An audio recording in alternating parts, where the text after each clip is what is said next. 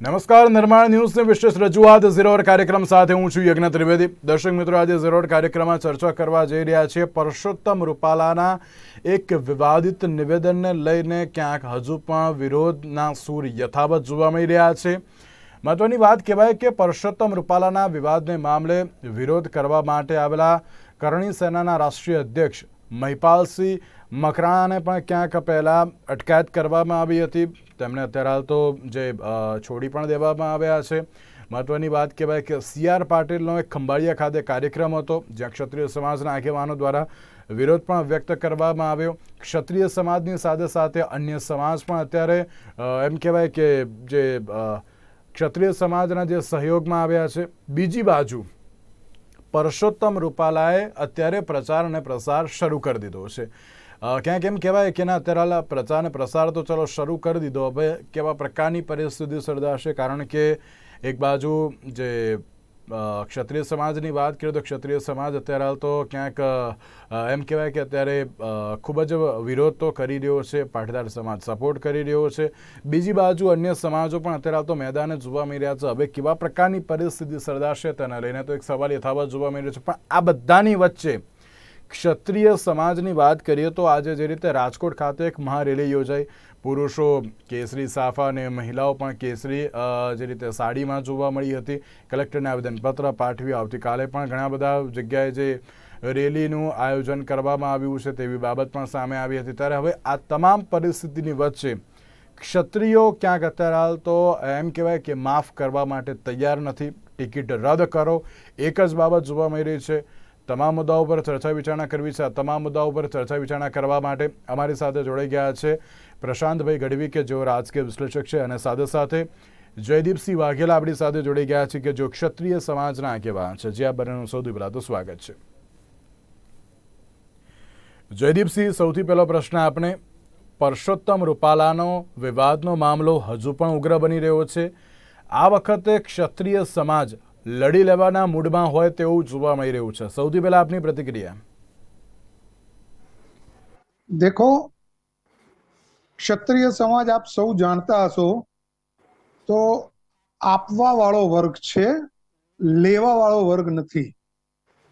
ક્ષત્રિય સમાજે 562 રજવાડા આજના આધુનિક ભારતના નિર્માણ માટે એક પળનો બી વિચાર કર્યા વગર દેશને સમર્પિત કરી દીધા.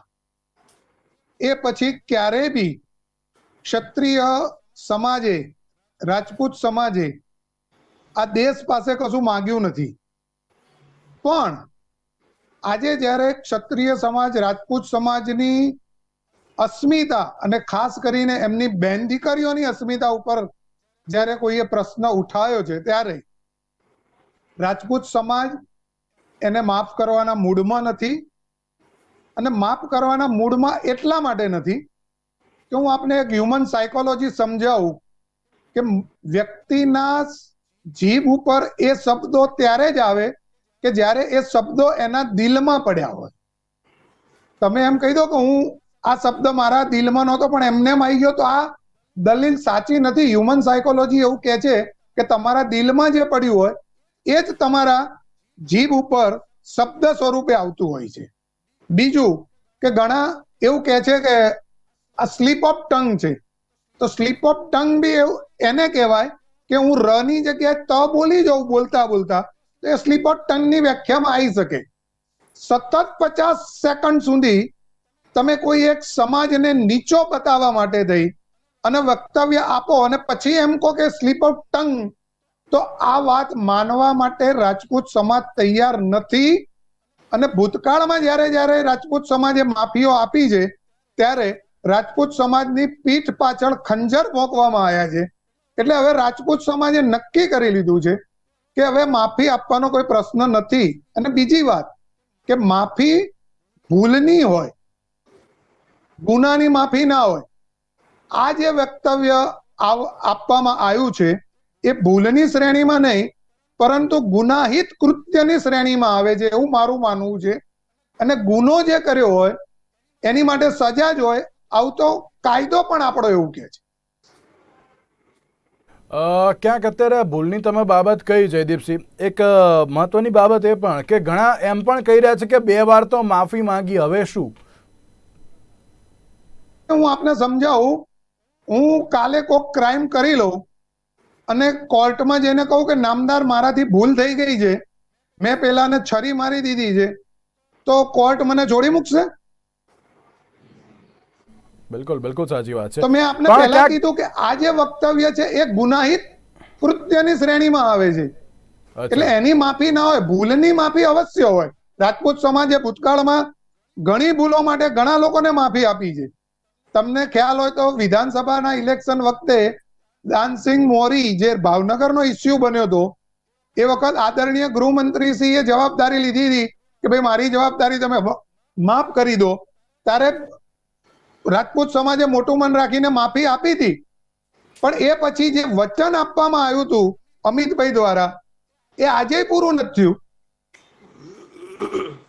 બિલકુલ બિલકુલ. એટલે સવાલ અત્યારે લઈ જતાવત છે કે એક બાજુ ક્યાંક ઓપરેશન રૂપાલા જે નામ અત્યારે હાલ જે આપવામાં આવ્યું છે, જે અત્યારે ક્ષત્રિય સમાજ પણ અત્યારે હાલ ક્યાંક લડી લેવાના મૂડમાં આવી ગયો છે. પ્રશાંતભાઈ, અત્યારે ક્ષત્રિય હવે માફ કરવાના મૂડમાં નથી.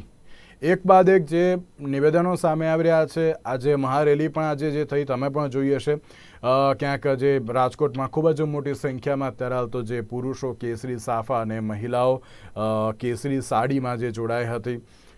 પદ્મિનીબા વાળા કે જેઓ બેભાન પણ થયા હતા, જે ક્યાંક કલેક્ટરને આવેદનપત્ર પાઠવવા માટે પહોંચ્યા હતા, ત્યારબાદ મામલો બહુ જ ગરમાયેલો છે ગુજરાતમાં. ક્યાંક અત્યારે તો ટિકિટ રદ કરોની માંગ એક બાદ એક જે કરવામાં આવી રહી છે, પરંતુ આ તમામ પરિસ્થિતિમાં ચલો માફ કરવાના મૂડમાં નથી અને ક્યાંક ઓપરેશન રૂપાલા તમે નામ આપી દીધું, પણ હવે શું?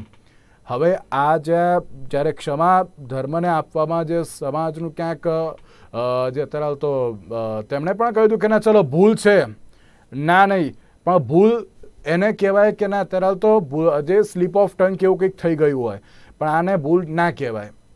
શું લાગે છે કે હવે આમાં મામલો ઠંડો પડશે કેવી રીતે? રૂપાલા સાહેબ બોલ્યા અને બીજા દિવસથી જે વિરોધ ચાલુ થયો ત્યારથી આજ દિન સુધી હું લગભગ બધી ચેનલોથી લઈને ડિબેટોથી લઈને બધામાં હું ઇન્વોલ્વ છું. એટલે પહેલી એક વાત કે આ ભાજપના અહમ અને ક્ષત્રિયોના સ્વાભિમાનની લડાઈ આવી ચૂકી છે. એ બેની વચ્ચે આ લડાઈ છે. પહેલી વાત. હવે શું? કારણ કે બધી ચર્ચા થઈ ગઈ, માફી નથી આપી, વિડીયો મૂકી દીધો, ભૂલ થઈ ગઈ છે, સ્વીકારવાનું છે. આ મુદ્દાને અહીંયા જો પતાવો હોય તો એક જ વ્યક્તિ પતાઈ શકે છે, only and only Purushottam Rupala, કે જે વિડ્રો કરી લે, એમનામાં રામ જાગે કે મારાથી ભૂલ થઈ ગઈ છે અને એટલે મારે લડવું નથી. ભાજપ પણ એની જ રાહ જોવે છે કે રૂપાલા સાહેબ ના લડવું હોય તો આપણે કંઈક નવો વિચાર કરીએ. બાકી હવે ભાજપ પણ ક્ષત્રિયો સામે ઝૂકવા તૈયાર નથી, કારણ કે જો રૂપાલાની ટિકિટ ભાજપ રદ કરે તો એમ કહેવાય કે ક્ષત્રિયો સામે ઝૂકી ગયું. આ બધી વાત થઈ ગઈ. હવે શું? જે રીતે આપણે રાજકારણને છેલ્લા 10 વર્ષથી ખૂબ ક્લોઝલી જોતા આવ્યા છીએ, પાટીદાર સમાજનું આંદોલન પણ આપણે જોયું છે. આ બધામાં હવે શું? તો જે 2-3 રસ્તા મને દેખાઈ રહ્યા છે. એક, કશું જ ના થાય અને રૂપાલા સાહેબ એમના ઇલેક્શન લડે, કદાચ 5-25,000 વોટ રૂપાલા સાહેબને ઓછા મળે, એટલે જે 4-5 લાખની લીડથી જીતવાના હતા રાજકોટમાં, કારણ કે CF સીટ છે, 25-50,000 ઓછી લીડથી જીતશે, બાકી રૂપાલા સાહેબ જીતશે. અને પછી આગળ જઈ અને પોતાના સ્થાનનો ઉપયોગ કરી અને જેટલા બી ક્ષત્રિય એમની સામે પડેલા, જેમ પાટીદાર સમાજ વખતે લોકોના ભાગલા પાડી નાખ્યા સમાજના, અને હજી પણ 178 કરતા વધારે કેસ જેમાં સરકાર ફરિયાદી બની છે, સરકાર ધારે તો એ કેસને 5 મિનિટમાં એ ઉતારી એટલે પાછા ખેંચી શકે છે, તેમ છતાં નથી લેતા અને એ પાટીદારના છોકરાઓ હજી પણ કોર્ટમાં આટા મારે છે. એમ કદાચ રૂપાલા સાહેબ પણ હવે આનો વળતો જવાબ એ મંત્રી બન્યા પછી આપશે, કારણ કે જો એ લડશે તો એમને જીતવા સામે મને નથી લાગતું કોઈ રોકી શકે એવો જુવાળ હજી વિરોધનો દેખાતો નથી, કારણ કે રાજકીય ગણિત ભાજપે માપી લીધું છે. બીજું કે આમ ને આમ જ ચાલ્યું. જો ભાજપને પણ ક્યાંક નારાજગી થઈ છે કે રૂપાલા સાહેબથી આ ભૂલ થઈ છે, અને એક આખો આવો મોટો સમાજ કે જેણે ભારત દેશ માટે ઘણું બધું આપ્યું છે અને એમના માટે જયારે બોલ્યા છે, તો કદાચ એવું થાય કે પોતે ખાલી સંસદ બનીને જ બેસી રહેશે, એમને મંત્રીમંડળ નહીં મળે અને આગળ જતા એમનું રાજકીય કારકિર્દી હવે પછી પૂરી થઈ જશે સંસદ સભ્ય પછી. જો રૂપાલા સાહેબ એટલા, કારણ કે પાટીદાર આંદોલન વખતે જે પાટીદારો ભાજપ જોડે રહ્યા છે, ભાજપના નેતાઓ, એમને ક્યાંક ને ક્યાંક ખૂબ જ મોટું ઇનામ ભાજપે આપ્યું છે, જેમાં રૂપાલા બી એક ભાગ છે, મનસુખ માંડવિયા પણ એક ભાગ છે, એવા કેટલાય લોકો, જે ભૂપેન્દ્રભાઈ પટેલ પોતે એમાંનો એક ભાગ છે. એમ અત્યારે ક્ષત્રિય સમાજ આખો નથી, ક્યાંક અડધા ભાજપના ક્ષત્રિયો એવા છે જે ભાજપ સાથે જોડાયેલા છે, જે ભાજપમાં જ રહેવાના છે, જે ભાજપને જ વોટ કરવાના છે. જઈને ભલું પૂછું તો એ પણ ક્યાંક 5-25 વોટ ખેંચાવશે, લઈ જશે અને એ વખતે કન્વિન્સ કરીને પણ આગળ ચાલશે. હું ઓવરઓલ રાજકીય સમીકરણ પર ચર્ચા કરવા માંગુ છું, વિવાદથી થોડાક દૂર રહીને, કારણ કે અલ્ટિમેટલી આગળ શું થશે એ જો અમે ભવિષ્ય જોઈ રહ્યા છે કે જો આ છેડો આમને આમ ચાલ્યો તો આમાં કશું જ નહીં થાય. અને આગળ જતા ઇવન જે અત્યારે આંદોલનકારીઓ છે, આંદોલન તો ન કહી શકાય, પણ જે વિરોધમાં જેટલા લોકો જોડાયેલા છે એ બધા વચ્ચે એટલો બધો બટવારો અને ભાગલા પડવા માંડશે કે છેલ્લે એ કોર્ટના ધક્કા ખાતા હશે અને સમાધાન નહીં થયું હોય. યસ, સમાજ સાખી લેવાના મૂડમાં નથી અને ન જ સાખી લેવું જોઈએ, કારણ કે જે સ્ટેટમેન્ટ આવ્યું છે એ ડેફિનેટલી અસ્મિતાને ઠેસ પહોંચાડે એવું છે. એને લઈ અને જે વિરોધ થઈ રહ્યો છે એમનો વિરોધ કદાચ એમની રીતે સાચો અને વ્યાજબી છે. આની અસર ઓવરઓલ રાજકારણમાં, ઓવરઓલ વોટ શેરમાં જે પડવી જોઈએ એ કેટલી પડે છે એ તો આપણને બી આવનારો સમય, કારણ કે અત્યારે ખાલી ક્ષત્રિય સમાજ, બીજું તમે એમની માંગ તમે સમજો તો એટલી વ્યાજબી છે કે અમારે ખાલી રૂપાલા સાહેબ નથી જોઈતા, એની જગ્યાએ તમે કોઈ પણ ભાજપના પાટીદાર આપો, ગમે તેને આપો, અમે તમારી જોડે જ છીએ, અમે ભાજપ સાથે જ છીએ એમ. તો જો એ લોકો ભાજપ સાથે જ રહેવા તૈયાર હોય, બધું હોય, તો માત્ર રૂપાલા સાહેબ એક જ વ્યક્તિ, હવે આ વ્યક્તિ વિશેષ આખી લડાઈ થઈ ગઈ છે, તો એ તો ભાજપે વિચારવાનું છે શું કરવું શું ના કરવું. એટલે મને એવું લાગે છે કે 10મી એટલે 18મી આપણી લાસ્ટ ડેટ છે ફોર્મ ભરવાની, 12મી નોટિફિકેશન આવશે, એ પહેલા એમને પોતાને કંઈક એવું અંદરથી આવે કે મારે જ નથી લડવું. જેમ ક્ષત્રિયોએ બલિદાન આપ્યા અને દેશ માટે રજવાડા આપી દીધા, એમ હું મારી એક ટિકિટ કુરબાન કરી દઉં ક્ષત્રિયો માટે. જો એમને ક્ષત્રિય પ્રેમ જાગી જાય, જો એમને પોતાને ક્ષત્રિય તરફ કરેલી ભૂલનું પ્રાયશ્ચિત થઈ જાય તો એ પોતે જ બહાર આવે. બાકી આમાં ભાજપ. જી, એક સવાલ, તમે તો આટલા વર્ષોથી જે રાજકીય પરિસ્થિતિઓ છે તેનું આકલન કરતા આવ્યા છો અને વિશ્લેષણ પણ કરતા આવ્યા છો, પણ સામાજિક નિવેદનમાં ક્યાંક સંયમ ચૂકતા હોય છે? કેમ આ પ્રકારની પરિસ્થિતિ દર વખતે સામે આવતી હોય છે? કારણ કે તમે પણ જાણો છો, હું પણ જાણું છું કે રાજકારણમાં ક્યાંક સામાજિક સમીકરણો એ ઘણા અસર કરતા જોવા મળતા હોય છે, અને જેમાં સામાજિક નિવેદનોમાં જ ક્યાંક સંયમ અત્યારે તો ચૂકવો એ ક્યાંક યોગ્ય નથી. શું કહેશો? આમાં અમુક બડબોલા નેતા હોય છે, એ 100% લાઇમલાઇટમાં રહેવા માટે અને પ્લસ માઇક હાથમાં આવ્યા પછી બધું જ ભાન ભૂલી જતા હોય છે. ખુદ રૂપાલા સાહેબ માટે હું એટલું ચોક્કસ કહું છું કે જ્યારે બી બોલે છે એ એમ નથી કે આપણે હું મારી વાણીને વિરામ આપું, એ વાણી નથી હોતી, એમની કાયદેસર સાહિત્યની સરવાણી હોય છે. એટલું સારું ને ઠાવકું ને ડાયું જ બોલે છે હર હંમેશ. ઇવન ખુદ ક્ષત્રિયના કાર્યક્રમમાં ગયા હોય તો બી ઘણું સારું બોલ્યા છે. એ અમારા ગઢવી સમાજના ફંક્શનમાં આવ્યા હોય તો ગઢવી કરતા વિશેષ બોલ્યા હોય એમ. એટલે એમની પોતાની વાણી તો 100% બહુ સારી છે. અહીંયા જ કેમ આવું થયું એ મને નહીં, ખુદ એમની પણ સમજની બહાર છે અત્યારે કે આવું કેમ થઈ ગયું. એ કંઈક બોલવા ગયા એટલે સ્લીપ ઓફ ટંગ નથી, એમણે ચોક્કસ કાં તો ટાર્ગેટેડ, પણ ટાર્ગેટ એટલે એમને ક્ષત્રિય સમાજ ટાર્ગેટ ના હોય, પણ એ રૂખી સમાજ માટે કંઈક એવું બોલવા ગયા જેમાં એ કાયદેસર રોટી બેટી ઉપર બોલી ગયા છે. એમને પોતાને પણ પાછળથી સમજો, આખી એમની બોડી લેંગ્વેજ, એમનું આખો જે ફેસ નું આખું ચિત્ર જુઓ ને, તેમને પોતાના અંદરથી ઘણો વસવસો છે. પણ હવે તો બાણ છૂટી ગયું છે એટલે હવે કશું જ ના થઈ શકે. એટલે માત્ર ને માત્ર કાં તો અચ્છા એથી વિશે હવે એમને પોતાને જો એવું ફીલ થતું હોય કે આ વિરોધ આટલો મોટો મારી સામે થઈ રહ્યો છે અને મેં ખોટું બી કર્યું છે, તો એમણે ભાજપના ક્ષત્રિય આગેવાનો સિવાય જાહેરમાં આ ક્ષત્રિયોની વચ્ચે આવી જવું જોઈએ કે બોલો તમે કયો એમ હું કરવા તૈયાર છું, મારાથી ભૂલ થઈ ગઈ. કારણ કે એમણે જે માફી માંગી એ ક્ષત્રિય સમાજની નથી માંગી, એમણે ભાજપના ક્ષત્રિય, એ જયરાજસિંહના ફાર્મ હાઉસ ઉપર જે થયું છે ત્યાં કદાચ બધા સંગઠનો હાજર નહોતા. હજી બી ક્ષત્રિય સમાજ તો કહે છે કે અમે એમના, એ લોકો તો કંઈક શબ્દ આપે છે રાજપૂત, તો એ સિવાયના 70 કરતા વધારે અમુક કમિટીઓ છે, અમુક સંગઠનો છે જે લોકો હજી બી એવું ઈચ્છે છે કે રૂપાલા સાહેબ પોતે આ કરી શકે, રદ કરે એમ.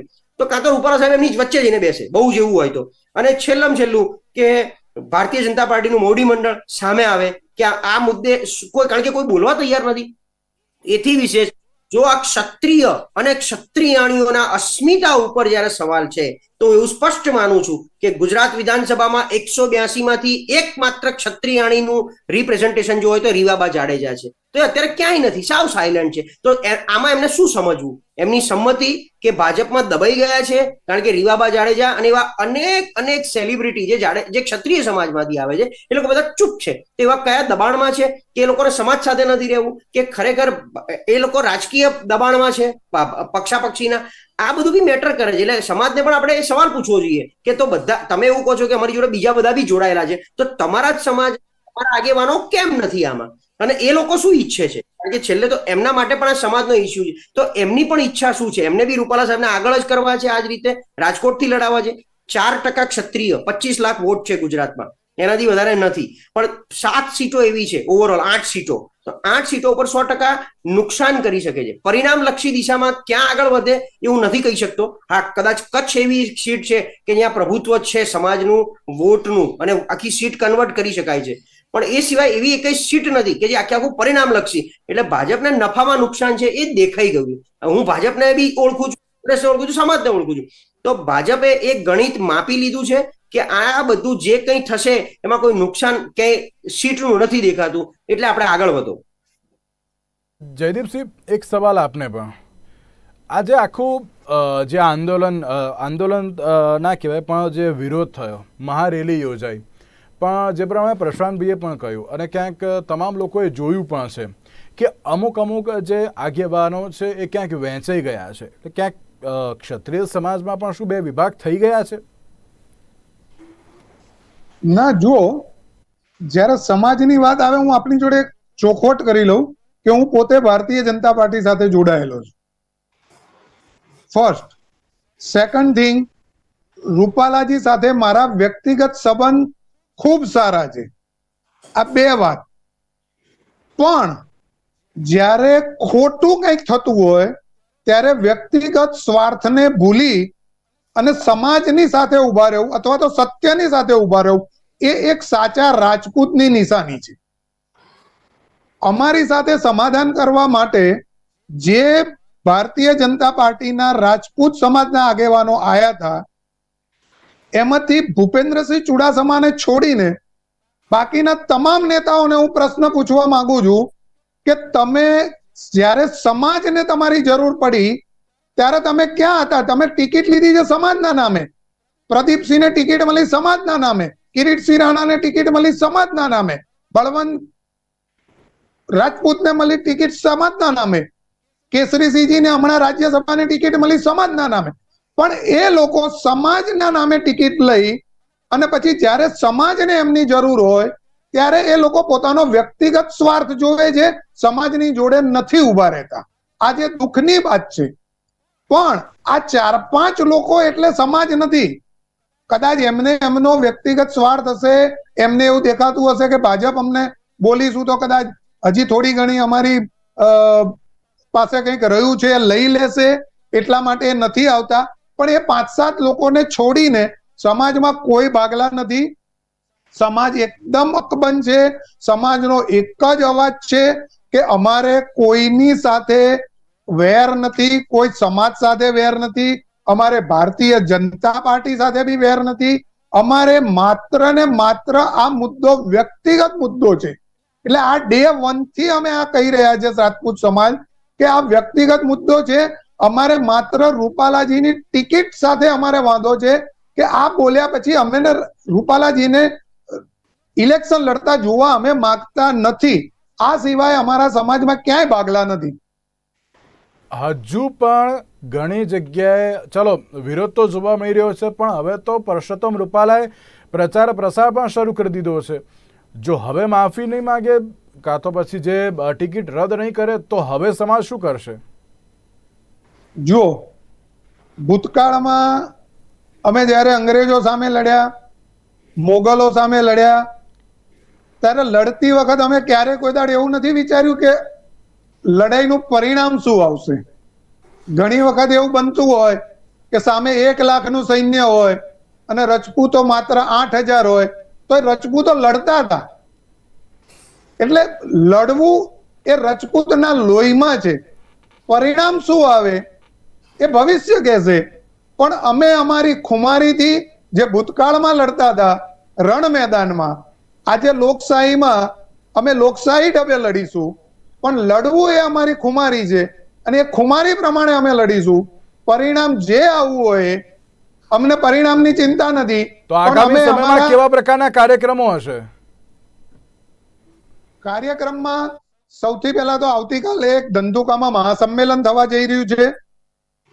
આવતીકાલે જો શક્ય હોય તો ગુજરાતના અને દેશના વિવિધ રજવાડાઓના પ્રતિનિધિ અમારા રાજપૂત ભવન ઉપર આવવાના છે અને એ પ્રેસ કોન્ફરન્સ કરવાના છે.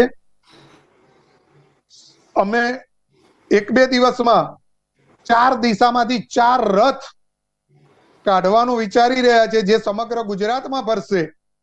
અને ન માત્ર રાજપૂત સમાજ, 18 વણ એટલે તમામ જાતિના લોકોને અમે સમજાવીશું કે આ લડત અસ્મિતાની લડત છે.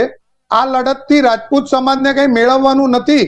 અમે એવું નથી કીધું કે રૂપાલા સાહેબને ટિકિટ કાપો અને રજપૂતને ટિકિટ આપી દો.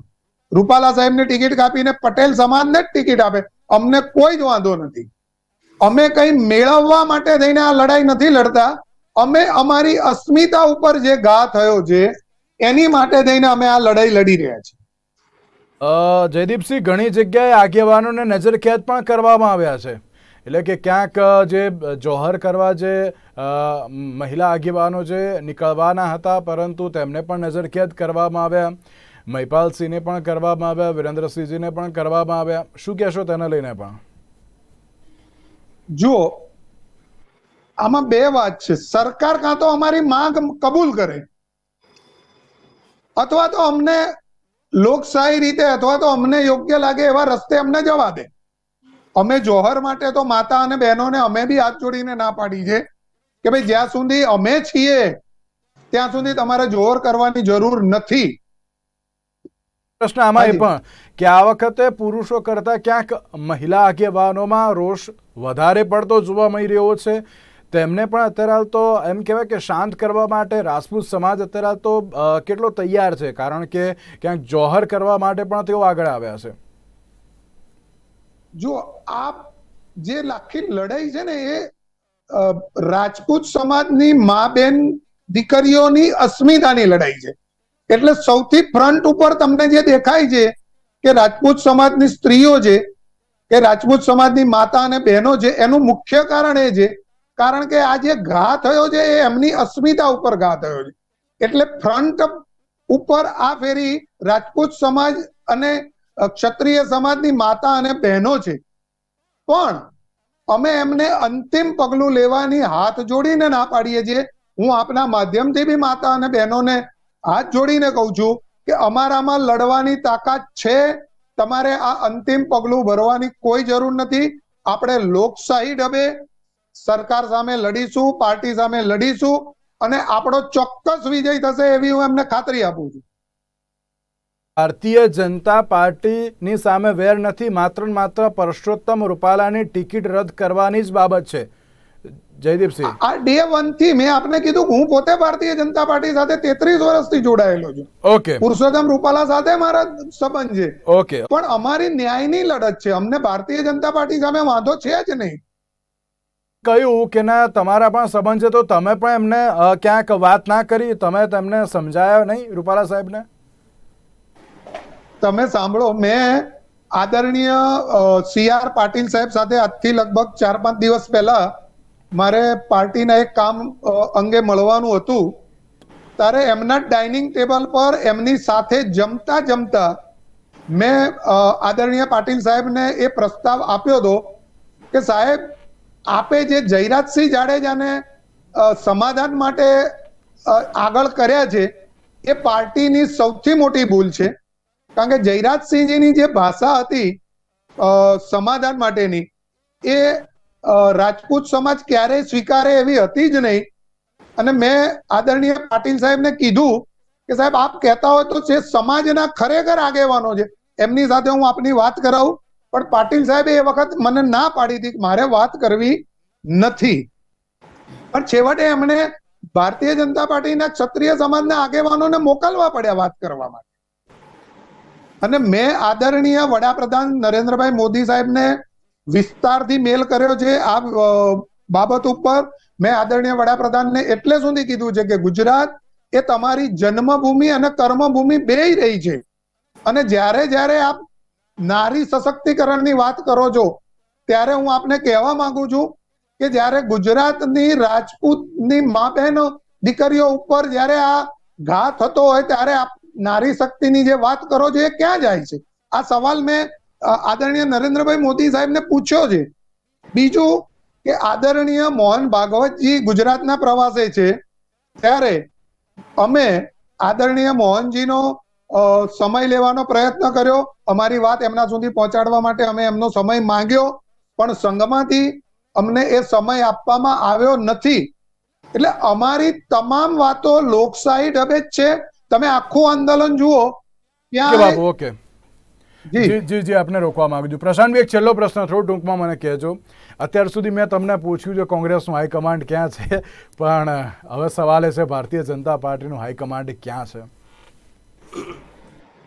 એટલે બિલકુલ જેમ બાપુએ વાત કરી, અને મારો બી પ્રશ્ન છે કે સમાજના આગેવાનો અને જે ભાજપના આગેવાનો જો સમાજને સમજાવવા આવે છે કે માફ કરી દો અને માફી આપવી જોઈએ, તો એ જ આગેવાનો પાર્ટીને કેમ નથી સમજાવતા કે સાહેબ હવે આ ઉપર આવ્યું છે તો અમે ક્ષત્રિયો ભેગા થઈને કહેવા તૈયાર છે કે પાટીદારની જગ્યાએ પાટીદારને ટિકિટ આપો, જીતાડવાની જવાબદારી બી અમારી, લીડ આપવાની જવાબદારી પણ અમારી. તો આ બેવ બાજુ થઈ શકે છે, વાઇસે વર્ષા, જે હજી સુધી નથી થયું. બીજું, તમે જો આખા મુદ્દા ઉપર કોંગ્રેસ બહુ શાંત છે, એટલે આ શાંતિને, એની શાંતિને હું 2 માર્ક વધારે આપું છું કે એમને જો આ રાજકીય મુદ્દો બનાવી અને ચગાવો હોત તો ચગાઈ શક્યા હોત. અને જ્યારે પ્રદેશ પ્રમુખ પોતે ક્ષત્રિય હોય, શક્તિસિંહ ગોહિલ, અને તેમ છતાં એ પણ ખૂબ જ ઠાવકી ભાષામાં એ માત્ર નિવેદનો આપી રહ્યા છે. કોઈ આને ભડકાવવાનો પ્રયત્ન નથી થઈ રહ્યો, કોઈ સમાજના ભાગલા પાડવાનો બી પ્રયત્ન. એટલે કોંગ્રેસ એની રીતે ધીમી ગતિથી કંઈક રણનીતિ બનાવી રહ્યું છે. બની શકે ક્ષત્રિય ઉમેદવાર આપે, ન પણ આપે, પાટીદાર ઉમેદવાર આપે, પણ એ ક્યાંક આનો લાભ કેવી રીતે લઈ શકાય? કારણ કે હવે જો મતોનું સમીકરણ સમજાવવું તો 3.5 લાખ વોટથી લગભગ હાર્યા છે કોંગ્રેસના ઉમેદવાર લલિત કગથરા અને 2014ના ઉમેદવાર કુંવરજી બાવળિયા. એ 3,90,000 એટલે 4 લાખ વોટ મળ્યા છે, અને આ લોકોને 5,78,000 વોટ મળ્યા છે. તો જે મતોનું જે અંતર છે એમાં જો ભાગલા એટલે 3.5 લાખ કરતા વધુ, એટલે આ ક્ષત્રિયો બધા એક તરફી જાય, ક્યારેક કોંગ્રેસ તરફ કે બીજી કોઈ તરફ, તો કસમે કસ જે આપણે વાત થઈ રહી છે. એટલે મને લાગે છે હજી ભાજપનું હાઈકમાન્ડ ક્યાં છે? મારો સવાલ એ જ છે. હજુ ભાજપના હાઈકમાન્ડે રૂપાલા સાહેબ પર બધું છોડ્યું છે. 2 ઓપ્શન આપ્યા છે કે રૂપાલા સાહેબ એમ કે ના હવે મારે લડી જ લેવું છે, તો પણ ભાજપ એમની જોડે, અને એ એમ કહી દે કે મારું વિડ્રો, મારે નથી લડવું અને તમે વિચારો, તો પણ એ રૂપાલા સાહેબની જોડે. બાકી ભાજપે એમના રાજકીય ગણિત પ્રમાણે માપી લીધું છે કે રાજકોટની સીટ એમના હાથમાંથી જતી નથી, એટલે રૂપાલા સાહેબ જે છે એમ કરશે. પ્રશાંતભાઈ અને જયદીપસિંહજી વાઘેલા, આ બંનેનો આભાર અમારી સાથે આ ચર્ચા વિચારણામાં જોડાવા માટે. તો દર્શક મિત્રો, હવે સવાલ એ છે કે પરસોત્તમ રૂપાલાને લઈને જે અત્યારે હાલ તો વિરોધ જોવા મળી રહ્યો છે, આગામી સમયમાં કેવા પ્રકારની પરિસ્થિતિ સર્જાશે, ભારતીય જનતા પાર્ટીનું હાઈકમાન્ડ શું કરશે, તે તો આવનારો સમય જ બતાવશે. આજના 0 કાર્યક્રમમાં બસ આટલું જ. રજા આપશો. નમસ્કાર.